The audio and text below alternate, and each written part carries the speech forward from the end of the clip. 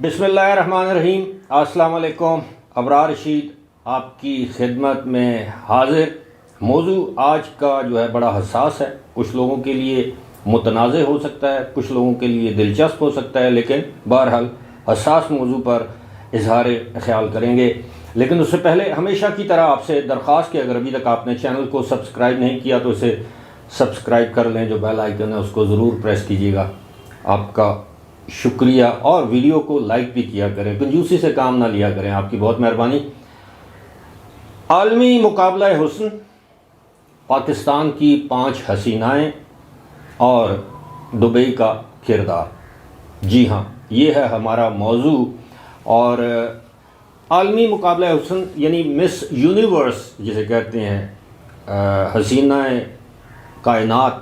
ویسے جو ورلڈ ہوتا ہے وہ الگ ہے، مس ورلڈ الگ ہوتی ہے، اور جو مس یونیورس ہوتی ہے وہ الگ ہے۔ اس کے مقابلے ہونے ہیں نومبر میں، اور اس موقع پر جو ہے وہ پاکستان سے 5 حسیناؤں کے انتخاب کا اعلان کیا گیا۔ سوشل میڈیا پر بتایا گیا کہ جناب پاکستان سے 5 حسینائیں اس مقابلے کے جو ابتدائی مراحل ہوتے ہیں اس میں حصہ لیں گی، اور ان میں سے ایک حسینہ جو ہے وہ منتخب ہوگی اور وہ عالمی مقابلہ حسن یعنی مس یونیورس کے مقابلوں میں پارٹیسپیٹ کرے گی یا حصہ لے گی۔ اس پر پاکستان میں کافی جو ہے وہ ہلچل مچی، کافی رد عمل آیا، یہاں تک کہ بہت سے سابق پارلیمنٹیرینز، موجودہ سینیٹر حضرات، کچھ اینکر حضرات، کچھ صحافیوں نے کھل کر اس پر اظہار خیال کیا کہ یہ اسلامی جمہوریہ پاکستان میں کون سی روایت ہے کہ پاکستان جو ہے وہ اپنے ملک کی خواتین کو عالمی حسن کے مقابلوں میں بھجوا رہا ہے، اور ظاہر ہے یہ اس پر ایک شدید رد عمل سامنے آیا۔ اب اس پر وزیر اعظم جو نگراں وزیر اعظم ہیں انہوں نے ایک انکوائری کا حکم دیا، پہلے تو انٹیلیجنس بیورو کو اور پھر دفتر خارجہ کو حکم دیا کہ اس کی تحقیقات کروائی جائیں اور بتایا جائے کہ یہ کس نے یہ کام کیا ہے۔ تو خبر یہ سامنے آئی کہ یوگن پبلشنگ اینڈ مارکیٹنگ ہاؤس نامی ایک کمپنی ہے، ریکروٹمنٹ کمپنی ہے، جو کہ دبئی میں قائم ہے۔ اس کمپنی نے اپنی ویب سائٹ پر ایک اشتہار دیا کہ پاکستان سے دیگر علاقوں سے بھی ایسی حسیناؤں کی ضرورت ہے جو عالمی یعنی مس یونیورس مقابلوں میں حصہ لینے کی خواہشمند ہو، اور ان کا انتخاب 5 کا انتخاب جو ہے وہ ایک پول کے ذریعے کیا جائے گا، یعنی بیلٹ کے ذریعے کیا جائے گا۔ یاد رہے کہ یہ جو کمپنی ہے یہ UAE میں اور بحرین میں اور مصر میں، یہ مس یونیورس جو کمپنی ہے انٹرنیشنل، یہ اس کی فرنچائزی ہے، یعنی ان کے پاس فرنچائز ہے، یہ اس کے نمائندے ہیں۔ اور بڑا دلچسپ اس میں ایک پہلو ہے کہ کوئی بھی شخص ایون پاکستان میں اگر آپ $1000 دیں مس یونیورس کمپنی کو تو آپ ایک معاہدے پر دستخط کریں تو آپ اس کے نمائندے پاکستان میں مقرر ہو سکتے ہیں، اور آپ اس طرح کی حسیناؤں کا یا خواتین کا انتخاب کر سکتے ہیں۔ اب قصہ مختصر کرتے ہیں کہ 14 تاریخ کو جو خاتون اس میں سلیکٹ ہوئی اس کا نام ہے، بظاہر وہ پاکستانی ہے، بتایا یہ جاتا ہے پاکستانی ہے، اس کا نام ہے ایریکا رابین، جس کی تصویر بھی آپ نے تھم نیل پر بھی دیکھی اور اب بھی دیکھ رہے ہیں۔ بہرحال انٹیلیجنس بیورو کی تحقیقات کے مطابق جناب اس میں حکومت پاکستان کا کوئی کردار نہیں۔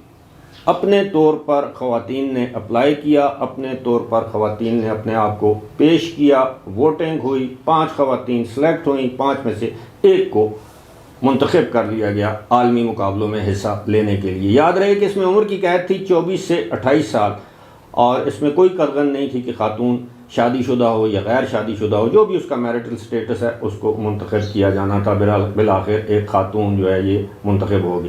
اب یہ نام کی تو پاکستانی ہے، اور ممکن نہیں، یقیناً اس کے پاس پاکستان کی شہریت بھی ہوگی، ظاہر ہے وہاں تو شہریت کا پوچھا جاتا ہے، لیکن اس میں حکومت پاکستان کا کوئی کردار نہیں۔ اور یاد رہے کہ عالمی سطح پر کوئی بھی شخص کسی بھی عالمی مقابلے میں اگر حصہ لے تو جب تک اس کی وزارت جو متعلقہ وزارت ہے، مثال کے طور پر وہ کھلاڑی ہے، ایتھلیٹ ہے، کسی بھی کھیل میں حصہ لینا چاہتا ہے تو اس کے پاس ایک جسے کہتے ہیں نمائندگی کا حق ہونا چاہیے وزارت کھیل کی جانب سے، اسپورٹس منسٹری کی جانب سے۔ اسی طرح اگر کوئی کلچرل ایونٹ ہے، کلچر ہے، مثال کے طور پر کوئی علاقائی رقص ہے، کوئی اور علاقائی معاملات ہیں، اس میں کوئی شخص یا کوئی خاتون یا کوئی مرد ملک کو ریپرزینٹ کرنا چاہتا ہے تو اس میں وزارت کلچر جو جسے کہتے ہیں وزارت ثقافت، اس کی NOC ہونا ضروری ہے، تبھی آپ پاکستان کو ریپرزینٹ کر سکتے ہیں۔ ایسا نہیں ہو سکتا کہ میں عالمی باکسنگ کے یا کشتی کے مقابلوں میں حصہ لوں، پاکستان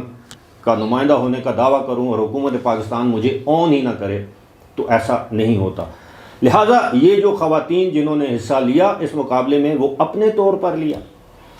یہ جو خاتون منتخب ہوئی یہ اپنے طور پر منتخب ہوئی، اگرچہ یہ پاکستانی ہے لیکن یہ پاکستان کی نمائندگی نہیں کرتی۔ یہ اسی طرح ہے کہ کوئی شخص کسی دوسرے ملک میں جا کے کوئی بھی غیر قانونی حرکت کر دے، وہ پاکستانی تو کہلائے گا، لیکن ایسا تو نہیں ہو سکتا کہ اس کو یہ کہا جائے کہ اس کو ریاست پاکستان کی جانب سے اس بات کی اجازت دی گئی تھی۔ جہاں تک دبئی اور UAE کی بات ہے، ہم سب جانتے ہیں کہ UAE میں 2021 کے آخر میں زنا کو جائز قرار دے دیا گیا تھا۔ یہ اب وہاں کا قانون ہے کہ اگر کوئی بھی دو یعنی جنس یعنی مرد اور خاتون اگر آپس میں باہمی رضامندی کے ساتھ زنا کے مرتکب ہوتے ہیں تو اب یہ UAE کے قوانین کے مطابق یہ جرم نہیں ہے۔ گناہ تو ضرور ہے لیکن ان کے جو تعزیرات جو ان کے جو قوانین ہیں، فوجداری قوانین ہیں، اس کے مطابق زنا اب UAE میں جرم نہیں ہے، بشرطے کہ آپ کسی تخلیے میں کسی پرائیویٹ جگہ